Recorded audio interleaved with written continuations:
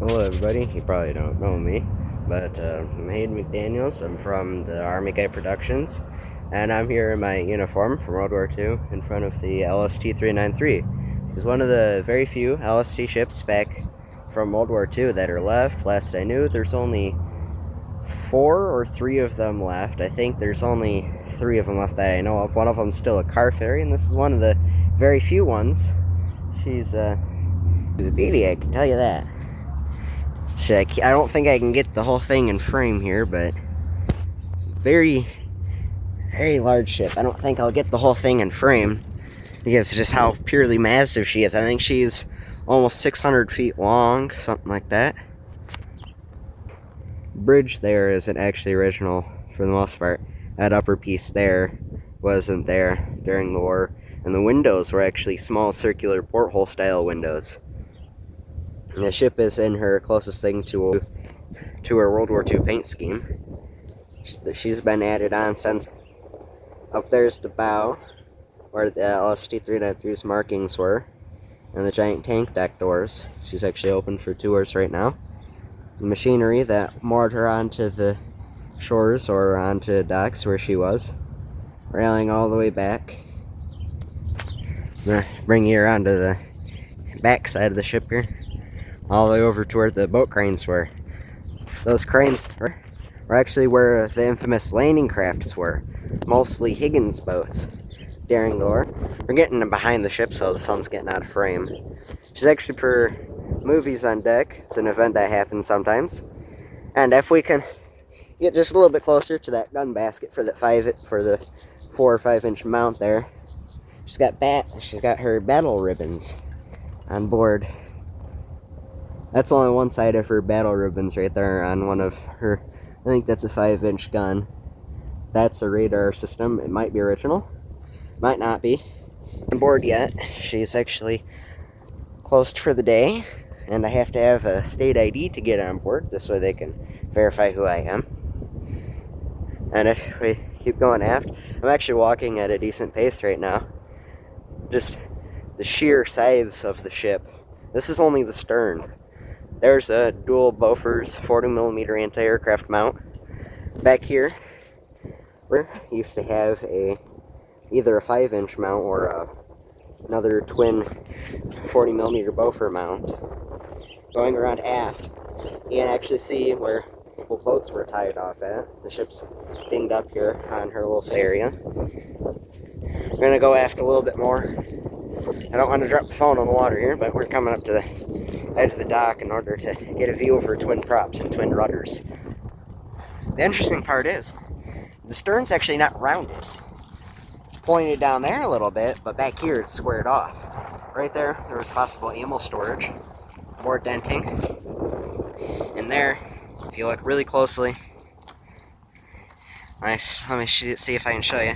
Right there is one of her propeller mounts and one of her rudders.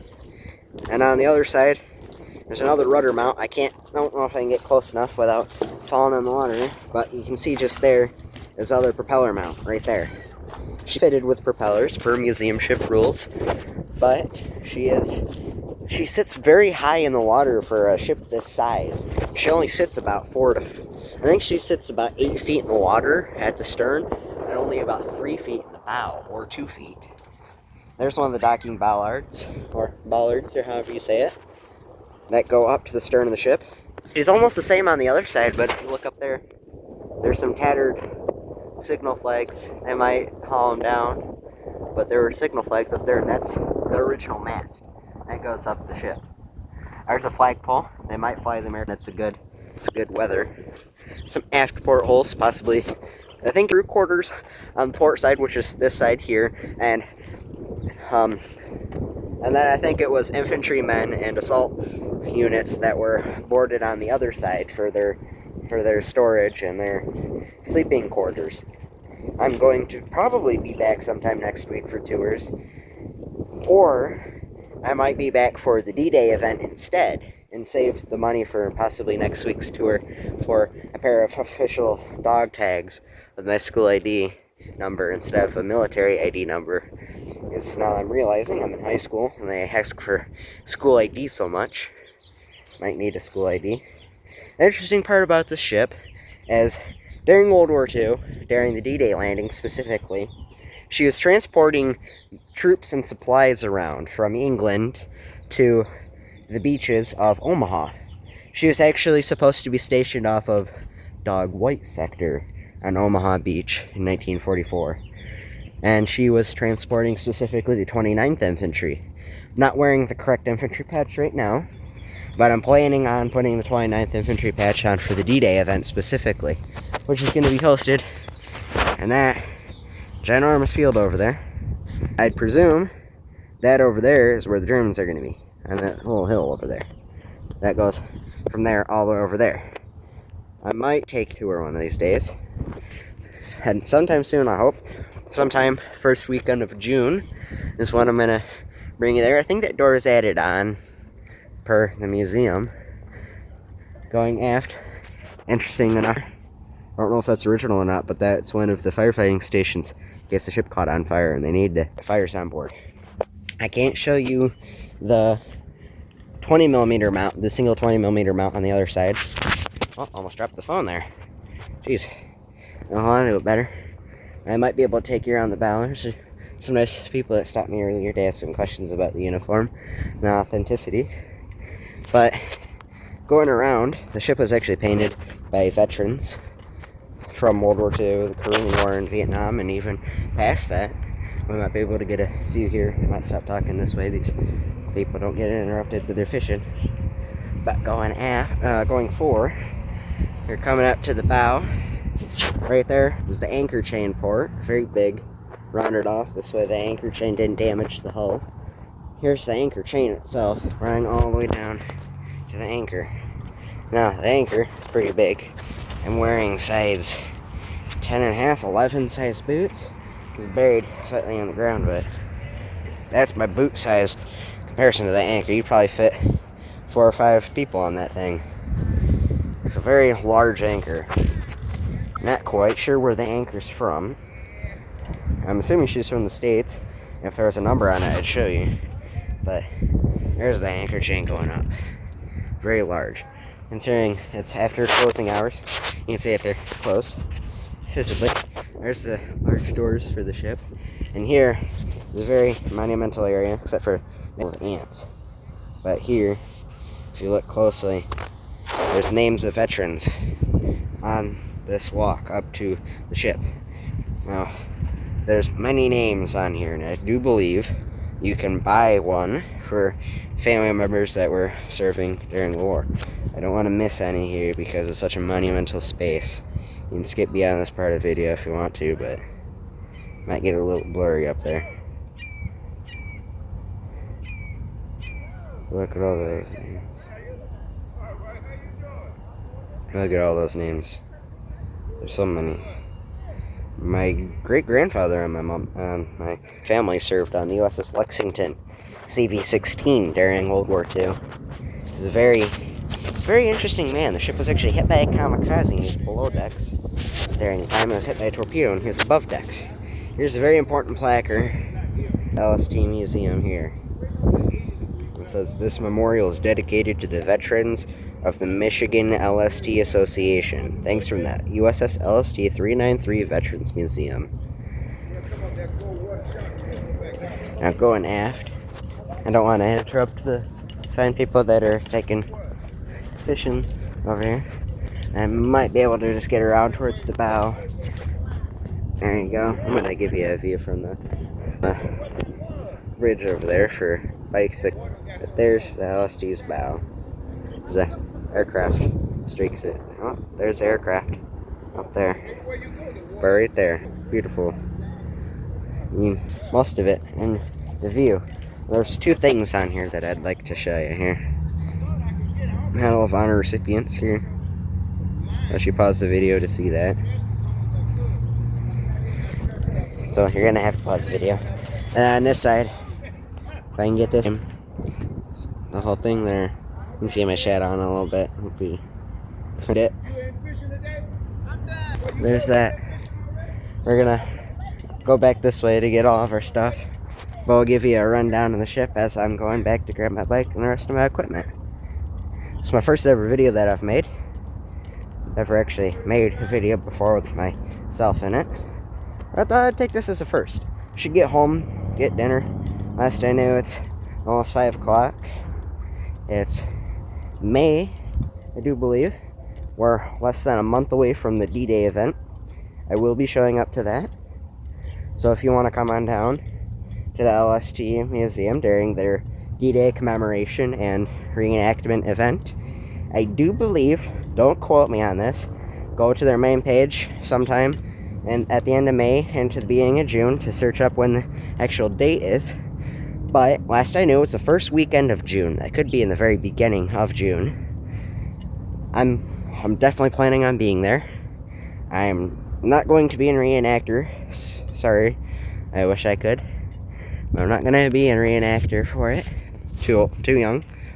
I don't have the credentials for it either. But that's the museum. I'm going to take you all back towards the bow. There's a special monument up here that was actually made possible by the USS Silverside Submarine Museum. So, I'm gonna flip the camera back here. So, let me see if I can hold it here. We're gonna make our way over there to where the monument is for. Famously, there's actually a song made about him. You might know it. It's from World War II. It's called the Boogie Bugle Boy from Company B. I think the name of the song is Boogie Woogie Bugle Boy. It's by a group of women. They're very famous for making songs during World War II. Boosted morale, and surprisingly, during World War II, the British did not have public radio. So they were not actually supplied with jazz or anything at the time. So when the United States came over with their troops, and they brought radios with them, and they were actually able to broadcast public music on the first ever public radio station in Great Britain at the time. People absolutely loved musicians during World War II and bands, most infamously as Glenn Miller and his brass band. A very famous band during World War II. And we're coming up to the monument here. I'm gonna go around the side, but this is gonna be a surprise for everyone here. If you've heard of them, you might not even know me for all this history and stuff, but this is one of the main reasons that I've actually started this channel.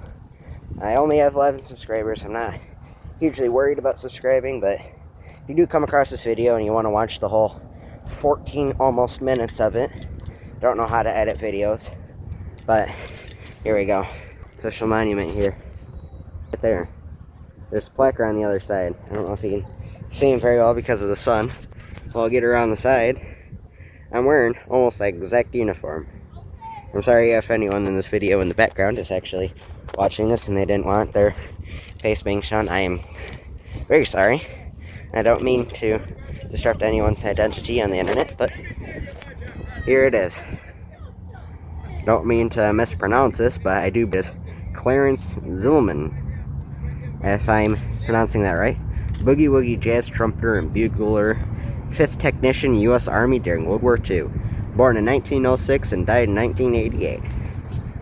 I'll let you pause the video and read that. I don't want this video becoming too terribly long. I'd like to finish this up soon. And if you look over there, that's him. Made possible. Right there.